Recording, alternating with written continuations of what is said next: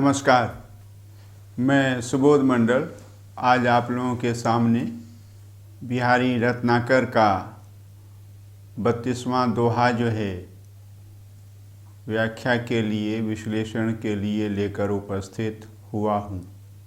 32वां दोहा बिहारी का इस प्रकार है। कहत नटत रिझत खिझत मिलत खिलत लजियात। कहत नटत रिझत खिझत मिलत खिलत लजियात। भरे भौन में करत हैं नैननु ही सब बात।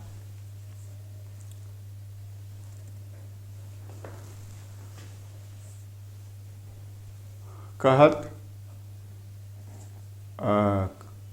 कहता है, नटत मुकरने की क्रिया, मना करने की क्रिया, नहीं कहने की क्रिया, रिझत प्रसन्न होने की क्रिया, खिझत क्रुद्ध होने की, खिसियाने की क्रिया, मिलत मेल भाव की क्रिया, खिलत प्रसन्न होने की क्रिया और लजियात लजाने की क्रिया। ये सभी क्रियाएं हो रही हैं भरे भवन में। भवन मतलब भवन, और वह भवन जो है भरा हुआ है, लोगों से भरा हुआ।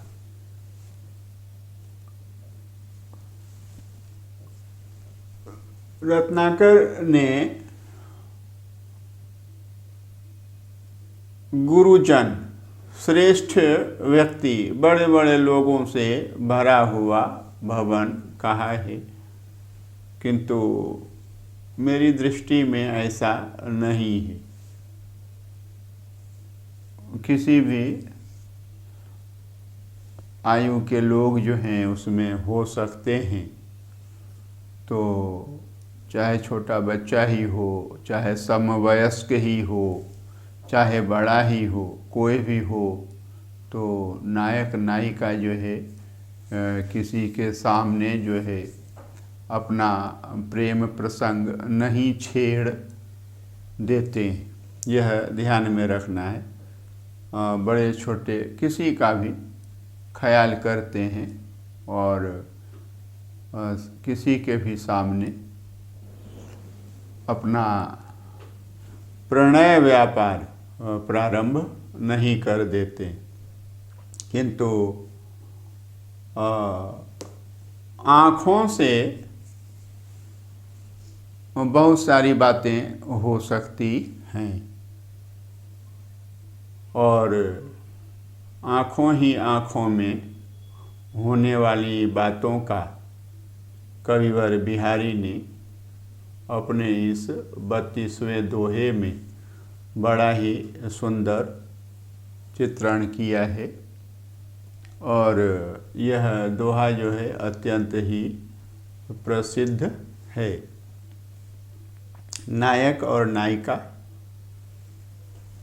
एक ही भवन में हैं, जहाँ और भी बहुत से लोग हैं। कोई अनुष्ठान चल रहा होगा, विवाह का कोई अवसर होगा, ऐसा ही कोई मांगलिक अवसर होगा जिसमें बहुत से लोग पधारते हैं, उपस्थित होते हैं।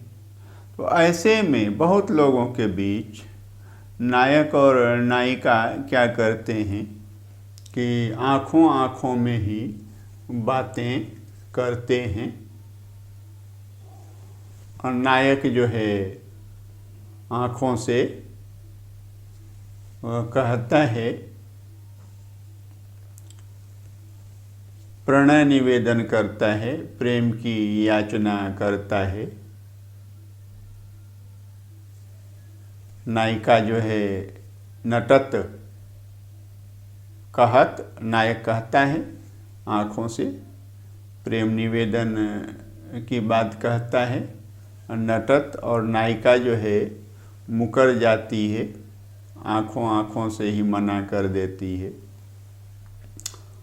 और आँखों से नायिका के मना करने का जो अंदाज है उस अंदाज पर जो है नायक रीझ जाता है, खुश हो जाता है, प्रसन्न हो जाता है। और इस पर जो है नायिका खिसिया जाती है, खींच जाती है, तनिक क्रुद्ध हो जाती है। और फिर दोनों में आँखों आँखों में ही मेल हो जाता है। और मेल होने के बाद नायक का चेहरा जो है खिल जाता है, उसके चेहरे पर प्रसन्नता दिखाई देने लग जाती है।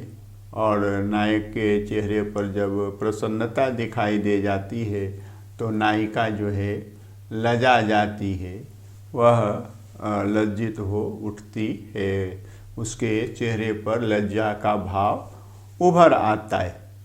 और यह भरे भवन में करत हैं। और इस प्रकार से नायक और नायिका भरे हुए कमरे में, भवन में नैननु ही सब बात, आँखों ही आँखों में सभी बात करते हैं।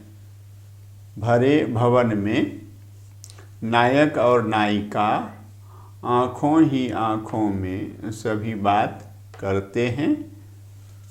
नायक प्रेम याचना करता है, कहता है, उसके लिए नटत नायिका मुकर जाती है। और मुकरने का अंदाज जो है नायिका का ऐसा होता है, अदा ऐसी होती है कि उस पर नायक रीझ जाता है, प्रसन्न हो जाता है। और उसके प्रसन्न होने पर नायिका जो है खींच जाती है, थोड़ी रुष्ट हो जाती है। और फिर दोनों में मेल भाव हो जाता है, आँखों ही आँखों में। इससे नायक का चेहरा खिल उठता है और नायिका जो है लजा जाती है।